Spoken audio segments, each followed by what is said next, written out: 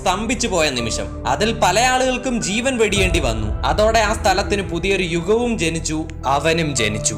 ജീവിതത്തിൽ കഷ്ടപ്പാട് മാത്രം അനുഭവിച്ചു വളർന്ന അവൻ ചെറുപ്പത്തിൽ തന്നെ പല കാര്യങ്ങളും പഠിച്ചു. പക്ഷെ വിട്ടുകൊടുക്കുന്നത് എന്താണെന്ന് മാത്രം പഠിച്ചില്ല.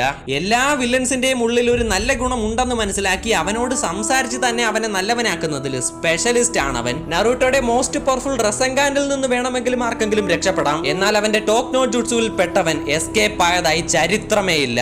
ഏത് വില്ലേജിലെ ജനങ്ങളാണോ അവൻ മോൺസ്റ്റർ ആണെന്ന് പറഞ്ഞ് അവനെ അടിച്ചു വിരട്ടിയത്, ഏത് ജനങ്ങളാണോ അവനെ എല്ലാത്തിൽ നിന്നും ഒഴിവാക്കിയത്, ഏത് ജനങ്ങളാണോ അവനെ വെറുത്തത്, ഇന്ന് അതേ ജനങ്ങൾക്ക് അവനാണ് രാജാവ്. മൊത്ത ഹിസ്റ്ററിയിൽ തന്നെ ഇങ്ങനൊരു ഹൊക്കാഗെ ഒരുത്തനും കണ്ടു കാണത്തില്ല.